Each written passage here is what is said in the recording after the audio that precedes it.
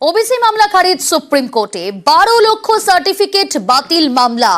একটি মামলা বাতিল সুপ্রিম কোর্টে, হাইকোর্টের নির্দেশই বহাল সুপ্রিম কোর্টের।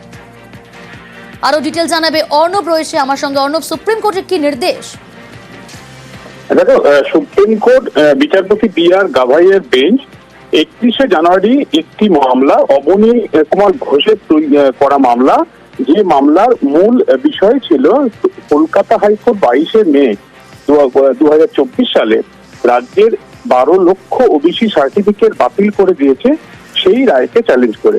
এবং এই এসএলপি গ্রহণ করলেও, দেরিতে গ্রহণ করলেও সুপ্রিম কোর্ট সেটাকে বাতিল করেছে, এসএলপিটাকে বাতিল করেছে। এর অর্থ হলো কলকাতা হাইকোর্টের রায়কে বহাল রেখেছে, অর্থাৎ ওবিসি সার্টিফিকেট বাতিল বহাল রইল সুপ্রিম কোর্টের এই মামলার প্রেক্ষিতে। কিন্তু মূল বিষয় হচ্ছে, এই মামলার প্রেক্ষিতে নির্দেশের 4 নম্বর প্যারাগ্রাফে বলা হয়েছে যে এর সঙ্গে কানেক্টেড, অর্থাৎ এর সঙ্গে সাদৃশ্যপূর্ণ অন্য যে আবেদনগুলি রয়েছে সুপ্রিম কোর্টে বিবেচনাধীন, সেগুলিরও নিষ্পত্তি করে দিল সুপ্রিম কোর্ট। এক্ষেত্রে মূল যে মামলাটি ছিল 18ই ফেব্রুয়ারি বিচারপতি গাভাইয়ের বেঞ্চে, যেখানে রাজ্যের এসএলপি, রাজ্যের আমাদের ব্যাকওয়ার্ড ক্লাস, তাদের একটা আলাদা এসএলপি ছিল, যারা প্রত্যেকেই ক্ষুব্ধ হয়েছিল হাইকোর্টের এই রায়ে, এবং হাইকোর্টের এই রায়ের জন্য ওবিসি বাতিল করার জন্য সার্টিফিকেটগুলি রাজ্যের একাধিক নিয়োগ প্রক্রিয়া কিন্তু থমকে রয়েছে। এবং সেক্ষেত্রে ওবিসি সংরক্ষণ কি হবে না হবে এটা ডিসাইড না হওয়া পর্যন্ত রাজ্য কোনো নতুন নিয়োগ দিতে পারছে না বা নিয়োগ প্রক্রিয়াও শুরু করতে পারছে না। এই অবস্থায় এই রায়টা বাতিল হওয়া, সেটা কিন্তু অত্যন্ত তাৎপর্যপূর্ণ একটা মোড়ে চলে এসেছে। কারণ রাজ্যের যে মূল মামলা, তাহলে তার কি হবে?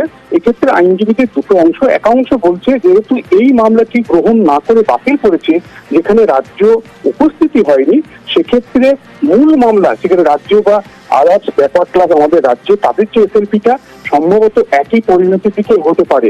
কিন্তু রাজ্য বা আমাদের ব্যাকওয়ার্ড ক্লাস রাজ্যের, তারা কি এখন যুক্তি রাখে 18ই ফেব্রুয়ারি, সেদিকের জন্য ফাইনাল টাচের জন্য আমাদের অপেক্ষা করতে হবে।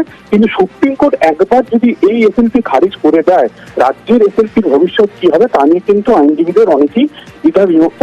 সেক্ষেত্রে এই মামলায় কিছুটা হলো ব্যাকফুটে চলে গেল রাজ্য কিনা, সেই নিয়ে চর্চা শুরু হয়েছে আইনজীবী মহলে। বেশ, কথা বলেছিলাম আইনজীবী বিকাশ রঞ্জন ভট্টাচার্যের সঙ্গে, তিনি কি বললেন শুনুন।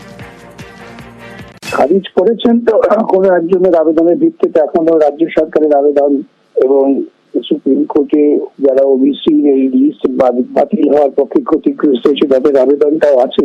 সেদিনকে কি দাঁড়ায় তার উপরে নির্ভর করছে।